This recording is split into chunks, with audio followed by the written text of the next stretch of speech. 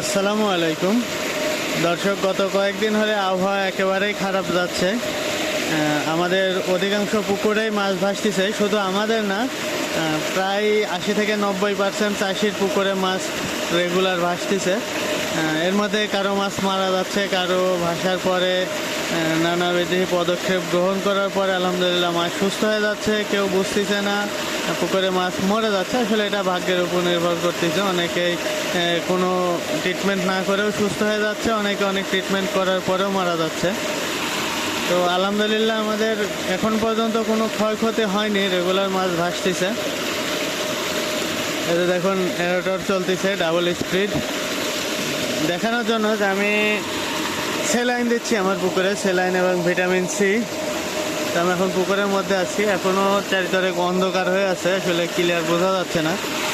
এই যে আমি স্যালাইন গোলায় নিয়ে আসছি, এইটা আমি এই যে এরোটরে ঢেউ হচ্ছে পুকুরের চারিপাশ দিয়ে আগে দিছি, দেওয়ার পরে এখন এই যে এরোটর চলতেছে, এরোটরের চারিপাশ দিয়ে ছিটাই দিচ্ছি যাতে এটা ঢেউয়ের সাথে মিশে যায়।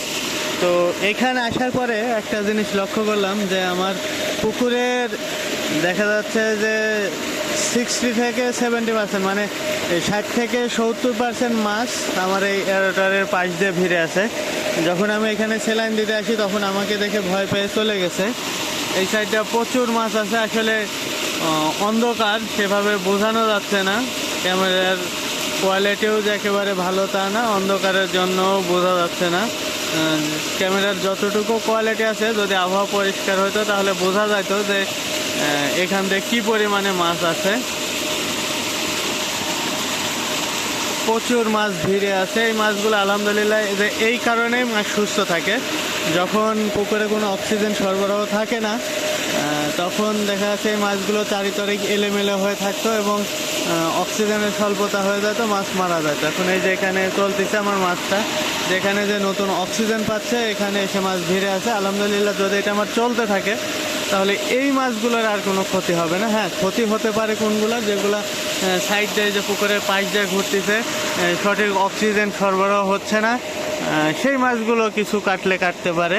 ওই যে ওইখানে আরেকটা এরোটর চলতেছে, ওইটা পুশ ওয়েভ এবং এটা ডাবল স্পিড। আমি একেবারে এরোটরের কাছে আছি।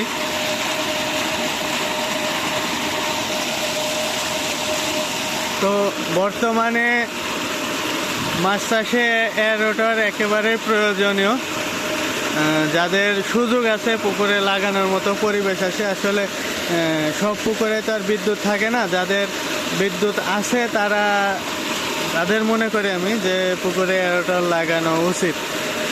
সবাই যে ডাবল স্পিড লাগাবে তা না, পুকুরের আয়তন, গভীরতা সব কিছু মিলায় যার যেটা প্রয়োজন সেটা লাগানো উচিত। আর যাদের নাই পুকুরে, বড় বড় পুকুর চাষ করেন, অনেক টাকা ইনভেস্ট করেন, আমি তাদের জন্য মনে করি যে জেনারেটর কিনে হলেও একটা এরোটর রাখা প্রয়োজন। এটা আপনি সব সময় চালালেন না। দেখুন আমাদের যে আমাদের এরোটরগুলো প্রত্যেক দিন চলে, আবহাওয়া ভালো থাকুক কিংবা খারাপ থাকুক, আমাদের এরোটর প্রত্যেক দিন চলে। তো আপনারা যারা নেবেন তারা দেখুন এই যে অনেক সময় পুকুরের মাছ ভেসে দুর্ঘটনা হয়ে মাছ মারা যায়, আপনারা সেই সময় এরোটর চালাইতে পারেন না। তো তারা একটা জেনারেটর এবং একটা এরোটর কিনে রাখবেন, যখন বিপদে পড়বেন তখন এটা চালাবেন। সব সময় তো চালানোর প্রয়োজন নাই। আর এটা যে একবার আপনি ইনভেস্ট করলে যে বারবার এর পিছনে ইনভেস্ট করতে হবে তা না। দেখুন পুকুরে প্রচুর পরিমাণে অনেক সময় মাছ মারা যায়, যে টাকার মাছ মরে ক্ষতি হয় সেই টাকা লাগবেই না আপনার একটা এরোটর এবং জেনারেটর কিনে রাখতে, এবং আপনি সেটা দীর্ঘদিন সেটার ফল ভোগ করতে পারবেন। তো যাদের বিদ্যুতের ব্যবস্থা নাই এবং রিস্ক নিয়ে মাছ চাষ করেন, তারা জেনারেটর এবং একটা এরোটর কিনে রাখবেন।